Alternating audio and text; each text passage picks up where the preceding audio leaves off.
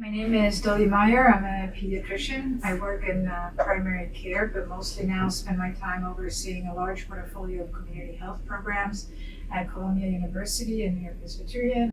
I'm here today to honor the memory of my father, Rabbi Marshall T. Meyer, and share a little bit about the work that I do on food insecurity and honestly how it relates to his legacy in my own life.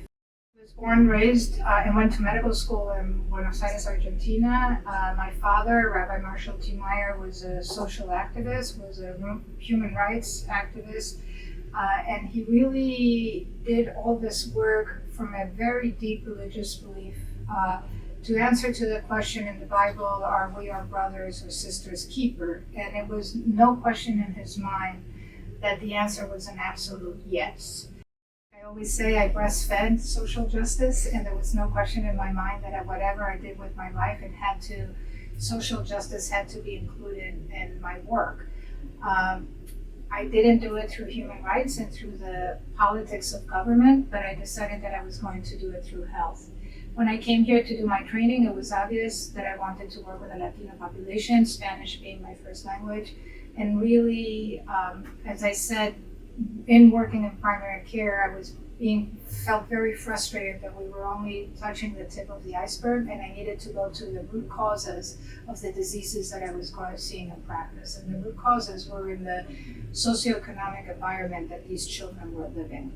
When I started practicing pediatrics, I really was taken aback by the big gap that existed between the large amount of science generated in a medical center like Columbia University, New York Presbyterian Hospital, and how this message was being conveyed to the population we serve, with really not a very deep understanding of what their socioeconomic status was, what their lives were, what their cultural and health beliefs were, and how that advice could be congruent with people's lives. When my father came here to the United States and reinvigorated the Congregation B'nai Jeshurun, before he died, he was already talking about building an interfaith center in New York, truly believing that if we were going to tackle the issues that the city and the world were facing at that time, 30 years ago, his answer would be through dialogue and interfaith dialogue, communication, and activism.